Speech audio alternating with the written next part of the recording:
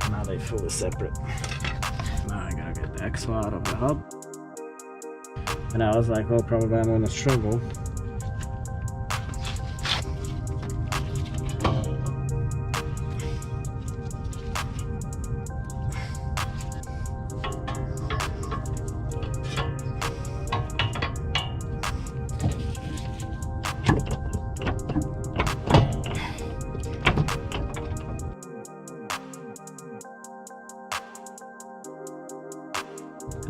Another tip on axle shaft removal, you can try to a little bit pry on it and then pull on it, and which worked really well.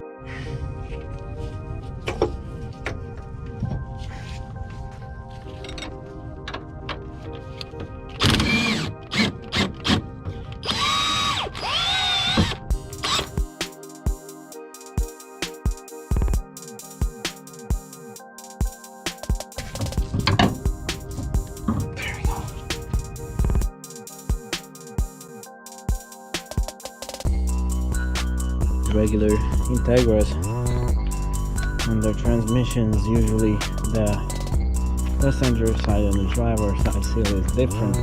They sold me the same size gaskets thinking it's, you know, the same on both sides, but in reality that's my side and this is the driver's side. So this is smaller, different seal.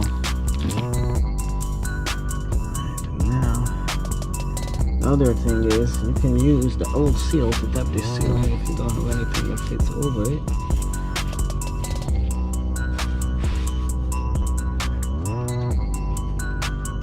And just place it over and you can tappy.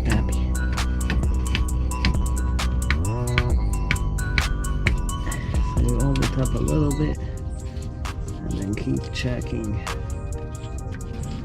as my coworker would say, just a little tappy.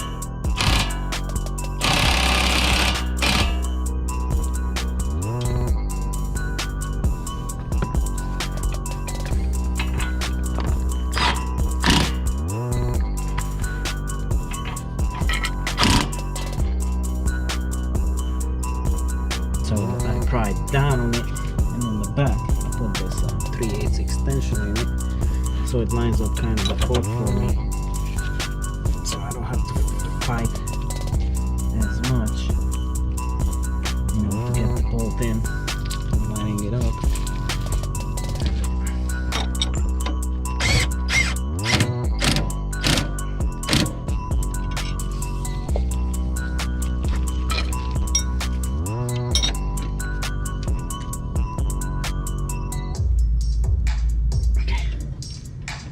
Good. The axle not the only problem. It's stuck.